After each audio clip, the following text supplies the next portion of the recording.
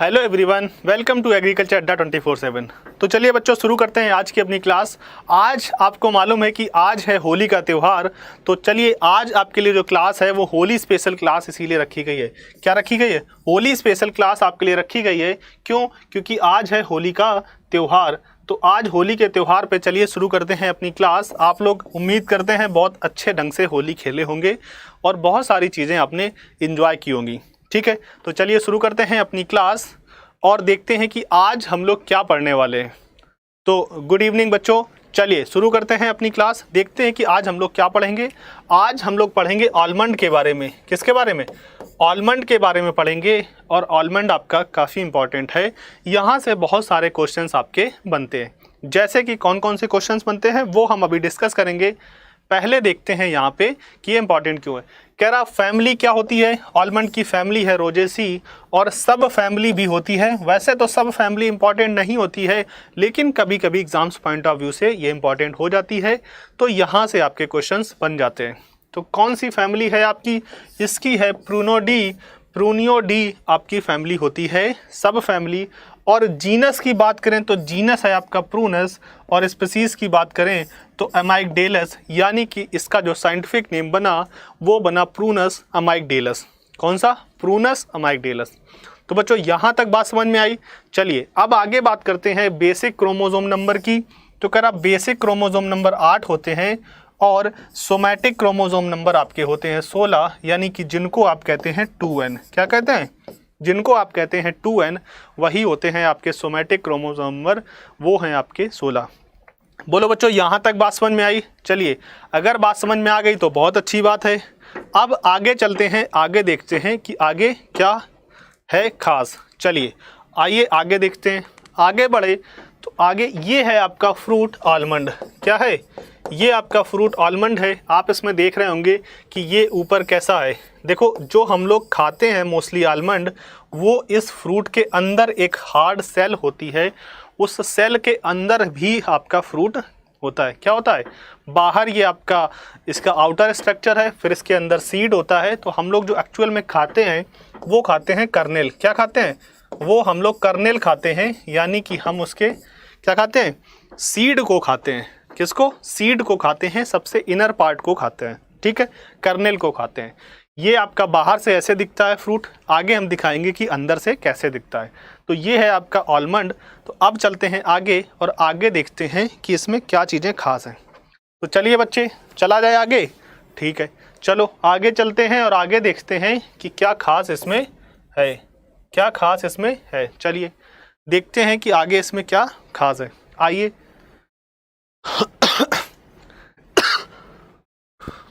Introduction की बात करें। किसकी? इंट्रोडक्शन की अगर बात करें तो देखते हैं कि आलमंड में क्या क्या खास है। कह रहा है almond is an important temperate fruit. आपको मालूम है कि ये टेम्परेट फ्रूट क्रॉप है with wide spread popularity of for its kernel through out the world. कह रहा है कि कर्नेल जो है यानी कि जो हम लोग खाते हैं उसकी वजह से इसकी पॉपुलरिटी सबसे ज़्यादा है। क्यों? क्योंकि यही सबसे ज़्यादा खाया जाता है। क्या किया जाता है? कर्नेल ही आपका सबसे ज़्यादा खाया जाता है। बोलो बच्चों यहाँ तक चीज़ें समझ में आई? कह रहा it is a native to Central Asian mountain area. कह रहा है कि जो सेंट्रल एशिया के पर्वत हैं, यानी कि जो सेंट्रल एशियन माउंटेन एरियाज है, उसमें इसका उत्पत्ति स्थान माना जाता है। जैसे कौन सा? आपका इंडिया हो गया, ईरान हो गया, एंड आपका पाकिस्तान हो गया। यानी कि सेंट्रल एशिया के जो माउंटेन रीजन हैं वहाँ पे इसका उत्पत्ति स्थान माना जाता है। तो वही यहाँ पे कई कुछ कंट्रीज़ लिखी गई हैं। मैंने आपको पहले ही बताया है कि एक क्रॉप के एक से ज़्यादा ओरिजिन्स हो सकते हैं। कोई ज़रूरी नहीं कि पर्टिकुलर कोई देश ही आपका उस क्रॉप का ओरिजिन हो। चलिए इतनी बात समझ में आई। अब चलते हैं आगे बच्चों और आगे देखते हैं कि आगे क्या है। इतनी बात आपके समझ में आई? चलिए नहीं समझ में आया तो कमेंट करो, अगर समझ में आ गई है तो बहुत अच्छी बात। कह रहा apart from the raw consumption as an edible kernel of the drupe it is also has industrial application as a major ingredient in many manufactured product. कह रहा है कि देखो एक तो आप इसको ऐसे ही इडिबल कर सकते हैं, यानी कि ऐसे ही इसको आप खा सकते हैं। क्या कर सकते हैं? ऐसे ही आप इसको खा सकते हैं। क्यों? क्योंकि आपको मालूम है कि ये कैसा है, ड्रूप या स्टोन फ्रूट आपका है। क्या है? ड्रूप या स्टोन आपका है। क्या है? आलमंड कैसा है? ड्रूप है या स्टोन फ्रूट आपका होता है। क्या होता है? आलमंड आपका क्या है? Kernel of the drupe. Drupe है आपका ये फ्रूट। ठीक है, चलिए आगे बात करते हैं। The kernel are the rich source of fat, 54% fat पाया जाता है इसमें। और प्रोटीन की बात करें तो 19% प्रोटीन पाया जाता है और मिनरल्स एंड विटामिन इसमें पाए जाते हैं। किसमें? बादाम में जो आपका फैट पाया जाता है वो आपका 54% आपका पाया जाता है। कितना? 54% आपका फैट पाया जाता है किसमें? कर्नेल में। ठीक है, इतनी बात आपके समझ में आई। चलिए इतनी बात अगर ठीक है तो आगे चलते हैं। अब देखते हैं क्या ये है आपका बादाम। एक्चुअल में आपको दिख रहा होगा, ये है इसका बाहर का सेल, जिसको क्या बोलते हैं? जिसको सेल बोलते हैं। और ये है आपका कर्नेल जो हम लोग खाते हैं। क्या खाते हैं? जो हम लोग खाते हैं, यानी कि जो आपके कंजप्शन के पर्पज़ से इस्तेमाल किया जाता है। बोलो यहाँ तक बात समझ में आई बच्चे? चलिए अगर यहाँ तक बात समझ में आ गई तो अब आगे चलते हैं और आगे देखते हैं कि आगे क्या इम्पॉर्टेंट है। ठीक है बच्चे, चलिए आगे देखते हैं। कह रहा है बात करते हैं वैरायटीज़ की। किसकी? वैरायटीज़ की बात करते हैं और देखते हैं कि कौन सी वैरायटी इम्पॉर्टेंट है। कह रहा है कि कुछ वैरायटी जो जम्मू कश्मीर रीजन में ग्रो कराई जाती हैं, कौन सी है? आपकी मखदूम है, प्रभात है, वारिस है, शालीमार है और अफ़गानिस्तान सीडलिंग है, IXL है और आपकी मर्सीड है। मर्सीड के साथ फिर नॉन पेरिल है। ठीक है, कौन सी? नॉन पेरियल आपकी। ये कुछ वैरायटीज़ हैं जो आपकी जम्मू कश्मीर रीजन में ग्रो कराई जाती हैं। बोलो इतनी बात समझ में आई बच्चे? यहाँ तक कोई समस्या? चलिए अगर नहीं समस्या है तो अब चलते हैं आगे और आगे बात करते हैं कि आगे कौन सी वैरायटी ग्रो करते हैं। बात करते हैं हिमाचल प्रदेश की। किसकी? हिमाचल प्रदेश की बात करते हैं। तो कह रहा है हाई एंड मिड हिल्स, यानी कि जो ऊंची पहाड़ी और मीडियम साइज़ की पहाड़ी हैं उन पे कौन कौन सी वैरायटी ग्रो कराई जाती हैं? तो उन पे ग्रो कराई जाती हैं। एक आपकी है मर्सेड, दूसरी है नॉन पेरियल और IXL। कौन सी? ये 3 वैरायटी हैं जो आपकी कहाँ पे आपकी ग्रो कराई जाती हैं? हाई और मिड हिल्स पे। ठीक है बच्चे, यहाँ तक चीज़ें क्लियर हैं? चलिए अगर कोई डाउट है तो कमेंट करो। ठीक है, नहीं तो फिर चलो आगे बढ़ते हैं। कह रहा है कि अब बात करते हैं वैली एरियाज़, यानी कि जो घाटी वाले क्षेत्र हैं। घाटी समझते हो? 2 पहाड़ जहाँ पे मिलते हैं नीचे, वो एरिया को घाटी कहते हैं। तो कह रहा घाटी एरिया की बात करते हैं, वहाँ पे देखते हैं। तो कह रहा घाटी एरिया में आपकी ड्रेक, काथा और पियरलेस, नी प्लस अल्ट्रा, ये आपकी घाटी वाले क्षेत्र में उगाई जाती हैं। ठीक है, थोड़े अजीब नाम है इसके क्योंकि इसकी वैरायटियाँ थोड़ी सी अजीब हैं और आपको ये ध्यान रखनी है। उसके बाद कह रहा है ड्राई टेम्परेट जोन, यानी कि वो क्षेत्र जो शुष्क है और टेम्परेट रीजन में आता है। कौन सा? वो क्षेत्र जो शुष्क है और कहाँ पे आता है आपका? ड्राई टेम्परेट जोन में आता है। तो उस ड्राई टेम्परेट जोन में जो वैरायटी ग्रो करती हैं उन वैरायटी को यहाँ पे ग्रो कराते हैं। ठीक है, देखते हैं कौन कौन सी है। पहली तो है आपकी नी प्लस, उसके बाद है आपकी अल्ट्रा, उसके बाद टेक्सास और IXL। ये वैरायटीज़ जो हैं ये आपकी कहाँ पे? ये आपकी ड्राई टेम्परेट जोन पे ग्रो करती हैं। ठीक है बच्चे, यहाँ तक चीज़ें क्लियर हैं? चलिए अब बात करते हैं क्लाइमेट की। किसकी? क्लाइमेट की बात करते हैं। तो कह रहा है कि among the various climate factor cool climate during winter. कह रहा सर्दी के समय कैसी क्लाइमेट चाहिए? सर्दी के समय कूल क्लाइमेट।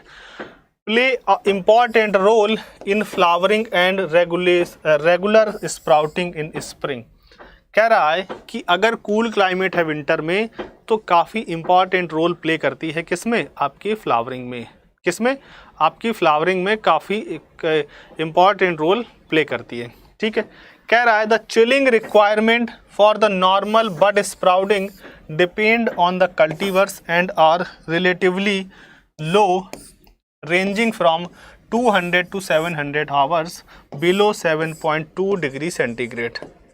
कह रहा है कि 7 डिग्री सेंटीग्रेड से कम टेम्परेचर चाहिए लगभग 700 घंटे के लिए। कितना? 700 घंटे के लिए चाहिए कितना टेम्परेचर आपका? रिलेटिव टेम्परेचर आपका चाहिए 7 डिग्री सेंटीग्रेड से कम और कम से कम 700 घंटे के लिए चाहिए। कितना? कम से कम 700 घंटे के लिए आपको चाहिए। ठीक है, जो कि सफिशिएंट है किसके लिए? जो कि सफिशिएंट है आपके किसके लिए? सफिशिएंट है बच्चे किसके लिए? आपकी कल्टीवेशन के लिए, यानी कि आलमंड की कल्टीवेशन के लिए। ठीक है, चलिए यहाँ तक कोई समस्या नहीं। अब आगे चलते हैं, बात करते हैं सॉइल की। किसकी बात करते हैं? सॉइल की बात करते हैं। तो कह रहा almond can be grown on all type of soil but well drained loamy soil. कह रहा कैसी? Loamy soil. जो लोमी सॉइल है सबसे बढ़िया होती है और pH 5.5 to 6.8 is good enough for the cultivation of almond। ठीक है, are the most suitable for its cultivation. कह रहा है कि 5.5 से 6.8 जो है वो आपका सुटेबल है किसके लिए? कल्टीवेशन के लिए, यानी कि सॉइल की कल्टीवेशन के लिए आपका सुटेबल है। ठीक है, यहाँ तक चीज़ें क्लियर है बच्चे? किसी को कोई समस्या? किसी को कोई समस्या बच्चे? चलिए, अगर कोई समस्या नहीं है तो आगे शुरू किया जाए। आगे चलते हैं, आगे बात करते हैं, आगे देखते हैं कि अब क्या इम्पोर्टेंट है। ठीक है, किसी को कोई दिक्कत? चलिए, अगर किसी को कोई दिक्कत नहीं है, इतनी चीज़ें आपको समझ में आ गई। क्लाइमेट आपको मालूम है कि ये टेम्परेट रीजन का फ्रूट है और सॉइल आपको पता है कि ये लोमी सॉइल है। लोमी सॉइल में ये सबसे बढ़िया ग्रो करता है और लोमी सॉइल सबसे परफेक्ट होती है किसकी कल्टीवेशन के लिए? सबसे परफेक्ट है इसकी कल्टीवेशन के लिए। चलिए, यहाँ तक चीज़ें क्लियर हैं बच्चे? चलिए आगे चलते हैं। अब बात करते हैं किसकी? रूट स्टॉक की। किसकी बात करते हैं? रूट स्टॉक की बात करते हैं। तो कह रहा है कि कौन से रूट स्टॉक हैं जो सबसे ज़्यादा इंपॉर्टेंट होते हैं, देखते हैं। अच्छा, रूट स्टॉक की ज़रूरत क्यों पड़ी? क्योंकि देखो बच्चे, जब हम प्रोपोगेशन करेंगे, क्या करेंगे? जब हम प्रोपोगेशन करेंगे तो हमें प्रोपोगेशन के लिए कुछ ना कुछ रूट स्टॉक चाहिए होते हैं। तो इसमें देखो क्या लिखा है, कह रहा in India seedlings of bitter almond, wild peach and Behmi. Behmi एक रूट स्टॉक है जो सबसे ज़्यादा इम्पॉर्टेंट आपका होता है। तो बहमी कौन सा है? प्रूनस मायरा। आप इसका नाम याद रखेंगे, किसका? प्रूनस मायरा आपका सबसे इम्पॉर्टेंट रूट स्टॉक है जिसको बहमी कहते हैं। आप इसका ध्यान रखेंगे। क्यों? क्योंकि यहाँ से क्वेश्चंस बनते हैं और ये पूछता है कि प्रूनस बहमी माफ़ करना, कह रहा बहमी का जो साइंटिफिक नेम है वो क्या होता है और किसके लिए इस्तेमाल किया जाता है। तो कह रहा बिटर आलमंड, यानी कि वो जो जिनका एडिबल कंजप्शन नहीं होता है, बिटर होते हैं टेस्ट में, उनको as a root stock use कर लेते हैं। वाइल्ड पीचेस को कर लेते हैं और बहमी को, यानी कि प्रूनस मायरा को भी हम as a root stock use कर लेते हैं। कहाँ पे? इंडिया में। ठीक है, ये चीज़ें क्लियर हैं? चलिए, अगर ये क्लियर है तो अब आगे बात करते हैं किसकी? आगे बात करते हैं, कह रहा in winter climate and irrigated areas peach seedling are used. कह रहा है कहाँ पे? जहाँ पे विंटर क्लाइमेट है। कैसी? जहाँ पे सर्दी वाली क्लाइमेट है, यानी कि विंटर क्लाइमेट है और इरीगेटेड एरियाज हैं, यानी कि वहाँ पे वाटर सोर्सेस हैं, वाटर की उपलब्धता है। तो वहाँ पे हम लोग किसको? वहाँ पे हम लोग पीच को इस्तेमाल कर लेते हैं एज ए रूट स्टॉक। किसको? पीच को इस्तेमाल कर लेते हैं एज ए रूट स्टॉक। अब आपके मन में एक सवाल आ रहा होगा कि सर हम पीच को क्यों कर रहे हैं इस्तेमाल, या आलमंड में पीच को क्यों इस्तेमाल कर रहे हैं। तो देखो बच्चे, मैंने आपको पिछली क्लास में भी बताया था कि जो पीच आपका है या जो आपका आलमंड है, ये सब एक ही फैमिली के प्लांट हैं और जो इनका जीनस है वो सबका जीनस क्या है? प्रूनस है, यानी कि इनके जो जीनस हैं वो भी क्या है? वो भी आपके सेम है। क्या है? वो भी आपके सेम है। दूसरी बात, जब जीनस सेम होते हैं तो फिर आपको कोई दिक्कत नहीं होती है, आप आराम से एक दूसरे में इस्तेमाल कर सकते हैं ताकि वो एडजस्ट कर लें वहाँ पे। चलिए, उसके बाद कह रहा है क्लोनल रूट स्टॉक की बात कर रहा है। ये तो सीडलिंग रूट स्टॉक है, कैसे? जो सीड से तैयार होते हैं। अब बात कर रहा है क्लोनल रूट स्टॉक की। किसकी? क्लोनल रूट स्टॉक की बात कर रहा है, तो कह रहा clonal root stock GF677, GF557, उसके बाद मैरियाना 2624 और Myrobalan 2032 and Marianna GF8/1 are being used over world wide. देखो इसमें कुछ नंबरिंग ज़्यादा है। वैसे नॉर्मली जब आपसे क्वेश्चन पूछेगा तो आपसे सीधे पूछेगा मायरोबलन, क्या मायरोबलन रूट स्टॉक जो है वो किस में इस्तेमाल होता है, क्या मायरोबलन जो रूट स्टॉक है वो किस में इस्तेमाल होता है, तो आप बताएंगे कि वो आलमंड में इस्तेमाल कर लेते हैं। ठीक है, ये GF वो GF ना समझ लेना बच्चों, क्या आप लोगों का दिमाग कुछ ज़्यादा चलता है जिसकी वजह से इसको उस GF से ना कंपेरिजन करें, ना वहाँ दिमाग लेके जाएं। ये GF सिर्फ नाम है, ठीक है, जो आप किस में इस्तेमाल करते हैं। हाँ, इस तरीके से आप इस्तेमाल कर सकते हैं कि ये GF जो है वो किसका रूट स्टॉक है, एक रूट स्टॉक है आपका बादाम का या आलमंड का। ठीक है, यहाँ तक चीज़ें क्लियर हैं। किसी को कोई समस्या बच्चे? अगर किसी को कोई समस्या है तो कमेंट करो, जल्दी से कमेंट करके बताओ कि किसी को कोई समस्या है या नहीं। अगर नहीं है तो चलो आगे चलते हैं, आगे देखते हैं कि आगे अब क्या खास होने वाला है। ठीक है, क्या आगे क्या खास होने वाला है। चलिए आगे चलते हैं, बात करते हैं किसकी, प्रोपोगेशन की बात करते हैं। किसकी बात करते हैं? प्रोपोगेशन की बात करते हैं और देखते हैं कि इसमें क्या इम्पॉर्टेंट है, किसमें, प्रोपोगेशन में। ठीक है, चलिए तो देखो बच्चे, आपको मालूम है कि प्रोपोगेशन में क्या है। कह रहा pencil thickness seedlings are grafted with tongue grafting method. Tongue grafting आपको मालूम है क्या? टंग ग्राफ्टिंग आपको मालूम है कि टंग ग्राफ्टिंग मेथड का इस्तेमाल करते हैं। किसका? टंग ग्राफ्टिंग मेथड का इस्तेमाल करते हैं किसके प्रोपोगेशन के लिए? आलमंड के प्रोपोगेशन के लिए टंग ग्राफ्टिंग का इस्तेमाल करते हैं। किसका?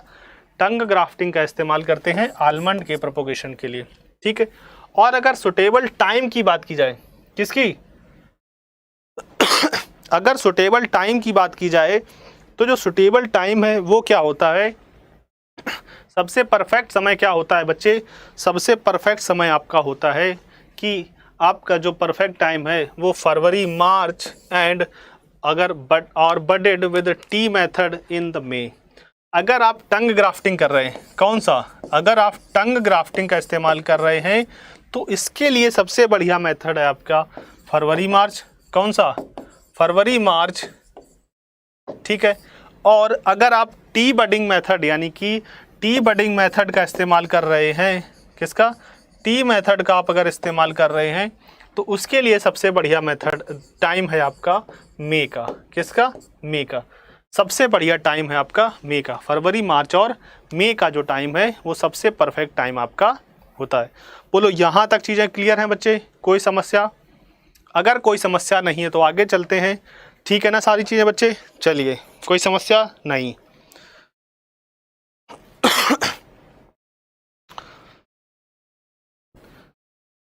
आज आप लोग खूब होली ज़बरदस्त खेले होगे। क्या? होली आप लोग खूब ज़बरदस्त खेले होगे, होली का त्यौहार है ना। ठीक है, चलिए कौन कौन होली खेला अच्छे से? चलिए आगे चलते हैं। अब आगे देखते हैं कि आगे क्या है। आगे बात करेंगे प्लांटिंग की। प्रोपोगेशन कर लिया, रूट स्टॉक देख लिए कि कौन सा रूट स्टॉक इस्तेमाल करना है, प्रोपोगेशन कैसे करना है। अब चलते हैं आगे और आगे देखते हैं कि अब प्लांटिंग कैसे की जाए। क्या? कि अब प्लांटिंग कैसे की जाए, प्लांटिंग किस मेथड से की जाए। तो चलिए देख लेते हैं प्लांटिंग का। कह रहा 1 year old grafted or budded plants having good growth and well developed root system। कह रहा 1 साल पुराने, कितने? 1 साल पुराने 1 year old जो प्लांट्स हैं आपके, चाहे वो आपने टी बडिंग मेथड से बड किए हो या आपने टंग ग्राफ्टिंग की हो, वो सारे प्लांट्स, क्योंकि 1 साल का जो प्लांट होगा उसका अपना खुद का रूट सिस्टम काफ़ी डेवलप होगा। क्या होगा? उसका अपना खुद का रूट सिस्टम काफ़ी डेवलप होगा और उसको ट्रांसप्लांटिंग के लिए यूज़ करते हैं। सबसे बढ़िया रहता है, क्या रहता है? उसको यूज़ करते हैं, सबसे बढ़िया मेथड रहता है आपका ट्रांसप्लांटिंग के लिए। ठीक है, चलिए अब कह रहा है well developed root system are planted in a square contour और टेरेस सिस्टम। कह रहा कि इन 3 मेथड से, किससे? स्क्वायर से, ठीक है, कंटूर से और आपका टेरेस सिस्टम से। किससे? टेरेस सिस्टम से आप इसको लगा सकते हैं। किससे? कंटूर से, टेरेस से और आपका स्क्वायर सिस्टम से आप लगा सकते हैं। किसको लगाना है? तो आपको मालूम है कि 1 ईयर ओल्ड ग्राफ्टेड और बडेड प्लांट्स को लगाना है। क्यों? क्योंकि इसका जो रूट सिस्टम है वो बहुत अच्छे से डेवलप हो चुका होता है। ठीक है बच्चे, यहाँ तक कोई समस्या? चलिए, अब कह रहा है कि जो स्पेसिंग रखते हैं वो आपकी 5 गुणा 5 मीटर रखते हैं, depending upon the root stock and soil fertility. कह रहा है कि अब आप इसमें कौन सा रूट स्टॉक इस्तेमाल कर रहे हैं? क्या कौन सा आप रूट स्टॉक इस्तेमाल कर रहे हैं? यानी कि जिस हिसाब का रूट स्टॉक होगा उसके हिसाब से इसकी जो स्पेसिंग है वो बढ़ घट भी सकती है। कैसे? कि मान लो अगर आपका कोई रूट स्टॉक विगरस है, क्या है? विगरस है, अगर बड़ा रूट स्टॉक है तो आपकी स्पेसिंग बढ़ जाएगी, यानी कि इंक्रीज़ हो जाएगी। क्या हो जाएगी? स्पेसिंग आपकी इंक्रीज़ हो जाएगी। और अगर आप क्या करते हैं, और अगर आप रूट स्टॉक कोई ड्वार्फ लेते हैं तो आपकी स्पेसिंग क्या हो जाएगी? कम हो जाएगी, यानी कि स्पेसिंग और कम हो जाएगी। 5 मीटर से और भी कम आपकी स्पेसिंग हो जाएगी। हो जाएगी कि नहीं हो जाएगी बच्चे? चलिए, अगर हो जाएगी तो बहुत अच्छी बात है। अब आगे चलते हैं। कह रहा है कि 5 गुणा 5 metre is depending upon the root stock and soil fertility. ठीक है, सॉइल फर्टिलिटी, अगर आपकी सॉइल फर्टाइल है, चीज़ें अच्छी हैं, तो उसके हिसाब से भी स्पेसिंग आपकी क्या होगी? वो आपकी बदल जाएगी। ठीक है, इतनी चीज़ें क्लियर है बच्चे? तो प्लांटिंग आपको क्या करना है? 1 ईयर ओल्ड रूट स्टॉक का आपको इस्तेमाल करना है, जिससे क्या होता है कि सबसे अच्छा है उसका जो रूट सिस्टम है वो वेल डेवलप्ड होगा। जब रूट सिस्टम वेल डेवलप्ड होगा तो प्लांट्स की स्टेबिलिटी के चांसेस क्या होते हैं? प्लांट्स की स्टेबिलिटी के चांसेस बहुत होते हैं, यानी कि प्लांट्स अच्छे से क्या होगा? स्टेबल हो जाएगा।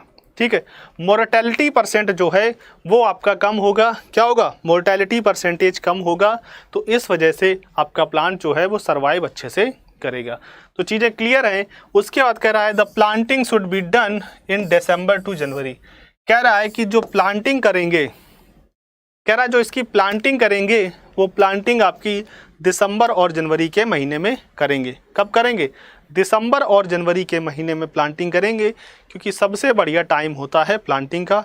उस टाइम पे पौधा डॉर्मेंसी से बाहर आता है और उसके बाद वो वहाँ पे जब ग्रो करता है तो आराम से ग्रो करता है, और उसके बाद उसको काफ़ी लंबा समय मिल जाता है दोबारा डॉर्मेंसी में जाने के लिए।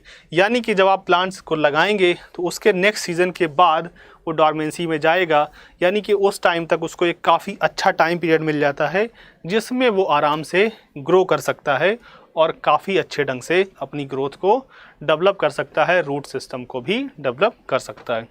बोलो, यहाँ तक चीज़ें क्लियर हैं? चलिए, अब आगे बात करते हैं हाई डेंसिटी प्लांटिंग की। किसकी? हाई डेंसिटी प्लांटिंग की बात करते हैं कि अगर हाई डेंसिटी प्लांटिंग करेंगे तो देखो इसमें हेजरो, टटूरा ट्रेलिस और मिडो, इनसे आप प्लांटिंग कर सकते हैं और ये आप इसमें इसको अपना सकते हैं। वैसे तो ये ज़्यादा इसमें पॉपुलर नहीं है हाई डेंसिटी प्लांटिंग, लेकिन फिर भी क्योंकि हाई डेंसिटी प्लांटिंग इसमें थोड़ी सी दिक्कत करती है, लेकिन आप चाहो तो अपना सकते हो। अब धीरे धीरे ये सिस्टम क्या कर रहा है? बढ़ रहा है, यानी कि अब इसको यूज़ किया जा रहा है। ठीक है, चलिए अब आगे चलते हैं और बात करते हैं ट्रेनिंग और प्रूनिंग मेथड की। किसकी? वेरियस ट्रेनिंग और प्रूनिंग मेथड की बात करते हैं। तो ट्रेनिंग और प्रूनिंग मेथड काफ़ी इम्पॉर्टेंट है। देखो ट्रेनिंग और प्रूनिंग मेथड क्यों इम्पॉर्टेंट है? क्योंकि जो इसकी ट्रेनिंग की जाती है वो ओपन सेंटर सिस्टम से की जाती है। इससे ओपन सेंटर सिस्टम से की जाती है, और ओपन सेंटर सिस्टम का मतलब है कि ये वाला जो प्लांट्स है, आपको मालूम है कि थोड़े दिन इसको क्या करते हैं, जो मेन एक्सेस है, क्या है? मेन एक्सेस है, इसको कट कर देंगे और उसके बाद इसमें साइड वाली जो ब्रांचेस हैं उनको बढ़ाएंगे। क्या? मेन एक्सेस को कट कर देंगे तो प्लांट्स कैसा हो जाएगा? प्लांट्स आपका डेवलप हो जाएगा कैसा? एक बाउल का शेप ले लेगा, यानी कि ऊपर वाला जो सेंट्रल एक्सेस है ये ओपन होता है इसीलिए इसको ओपन सेंटर सिस्टम कहते हैं। क्यों? क्योंकि इसमें जो ग्रोथ है वो लेटरल ब्रांचेस पे आती है, फ्रूट भी आपके लेटरल ब्रांचेस पर आते हैं। और फ्रूट जो आपके आते हैं वो ओल्ड सीजन यानी कि ओल्ड सीजन ग्रोथ या स्पर पे, किस पे? ओल्ड सीजन ग्रोथ या स्पर पे फ्रूट आते हैं। और स्पर पे जो जिसमें फ्रूट आते हैं तो उसमें प्रूनिंग की भी आवश्यकता होती है, लेकिन फर्स्ट इनिशियल 2 to 3 ईयर यानी कि शुरुआत के 2 से 3 साल उसमें उतनी प्रूनिंग की आवश्यकता नहीं होती है। क्यों? क्योंकि जो स्पर इसमें डेवलप होते हैं, जिन स्पर पे फ्रूट आते हैं वो स्पर 5 साल के लिए, कितने? 5 ईयर के लिए प्रोडक्टिव होते हैं। कितने? 5 ईयर के लिए प्रोडक्टिव होते हैं। इसका मतलब ये है कि वो 5 साल तक, क्या? वो 5 साल तक बढ़िया से फ्रूटिंग करेंगे, उसके बाद फिर उनको प्रूनिंग की आवश्यकता पड़ेगी। और जब 5 साल के हो जाएंगे वो, तब उसके बाद उनको प्रूनिंग की आवश्यकता पड़ेगी। तब उसके बाद हम उसमें प्रूनिंग करना स्टार्ट करते हैं, यानी कि उसके बाद हमको क्या करना है? उसके बाद फिर हमें रेगुलर प्रूनिंग करनी है। अगर हमको फ्रूटिंग चाहिए तो हमको पुराने स्पर्स को हटाना पड़ेगा ताकि नए स्पर्स डेवलप हों। तो जो स्पर्स 5 साल के हो जाते हैं यानी कि उसके बाद वो अनफर्टाइल या अनप्रोडक्टिव हो जाते हैं, तो उन स्पर्स को हमको हटाना होता है। क्या करना होता है? उनको हमको हटाना होता है। तो क्या होता है? उनको हटाने के लिए हमको प्रूनिंग करने की आवश्यकता पड़ती है। बोलो यहाँ तक चीज़ें क्लियर हैं बच्चे? चलिए, अगर यहाँ तक चीज़ें क्लियर हैं तो अब हम आगे बात करते हैं। कह रहा summer pruning is carried out 2 to 3 times in order to retain shoots for main branches and to eliminate unwanted branches and water sprouts. कह रहा समर प्रूनिंग करते हैं कब? 2 से 3 बार। 2 से 3 बार करते हैं। किसके लिए? जो अनवांटेड जो रिटेन सूट्स हैं उनको हटाने के लिए मेन ब्रांचेस से, यानी कि जो और अनप्रोडक्टिव फ्रूट्स हैं, वाटर स्प्राउट्स हैं, उनको भी हटाने के लिए हम इसमें प्रूनिंग करते हैं। उसके साथ साथ मैंने आपको बताया कि फ्रूट जो हैं वो स्पर पर आते हैं। किस पे आते हैं? स्पर पर आते हैं। तो स्पर पे जो फ्रूट आएंगे उनको भी आपको डेवलप कराने के लिए इन स्पर्स की प्रूनिंग करनी पड़ेगी। अब कुछ बच्चे सोच रहे होंगे कि स्पर हैं क्या? तो स्पर मैंने आपको बताया है कि स्पर आपका 1 ईयर ओल्ड शूट होता है, यानी कि लगभग आप जब देखेंगे तो आपको छोटी छोटी ग्रोथ दिखेगी, उस पर आपको लीव्स नहीं दिखेंगी, सिर्फ छोटी ग्रोथ दिखेगी। उसी ग्रोथ पे आपकी फ्रूट आते हैं, उसी को स्पर कहते हैं। क्या कहते हैं? स्पर उसी को कहते हैं। और इसी स्पर पे फ्रूट डेवलप होते हैं। ये स्पर आपके 5 साल तक प्रोडक्टिव रहते हैं, फिर उसके बाद ये अनप्रोडक्टिव हो जाते हैं, यानी कि फिर ये प्रोडक्टिव नहीं रहते हैं। ठीक है, चलिए, तो ये बात यहाँ तक थी। अब आगे चलते हैं, आगे बात करते हैं, आगे देखते हैं कि अब क्या है। अब बात करते हैं किसकी? अब आ गया आपका हार्वेस्ट। अब हार्वेस्ट की बात करते हैं। तो कह रहा है almond are ready for harvesting when they change from green to yellowish. कह रहा है कि जब मैंने आपको फ्रूट इमेज दिखाई थी, क्या? जो मैंने आपको इमेज दिखाई थी, और इसकी वो इमेज मैंने आपको दिखाई थी, ठीक है, कौन सी? ये वाली इमेज मैंने दिखाई थी। तो ये वाली इमेज में आप देख सकते हैं कि ये वाला जो फ्रूट है आपका, ये क्या है? ये ग्रीन है। कैसा है? ये ग्रीन है। और जैसे ही ये ग्रीन से, किससे? ये ग्रीन है, ठीक है। और जैसे ही ग्रीन से ये येलो में टर्न होने लगेगा, किसमें? येलो में टर्न होने लगेगा। देखो आपको दिख रहा होगा कि इसके कलर में चेंजेस आ रहे हैं, और ये देखो क्रैक्स भी आ गए हैं, ठीक है। तो जब ये ग्रीन से येलो में कन्वर्ट होने लगेगा, तब आपको महसूस हो जाएगा, समझ में आने लगेगा कि अब हमारा जो फ्रूट है वो क्या हो रहा है? वो हार्वेस्ट की तरफ बढ़ रहा है। किसकी तरफ? हार्वेस्ट की तरफ बढ़ रहा है। तो अब हम इसको क्या कर सकते हैं? अब हम इसको हार्वेस्ट कर सकते हैं, ठीक है। क्या कर सकते हैं? अब हम इसको हार्वेस्ट कर सकते हैं। तो देखते हैं कि अब हम हार्वेस्ट के लिए और क्या क्या चीज़ें होती हैं। कह रहा येलोइश विद क्रैक्स और when splitting at suture starts from pedicel and.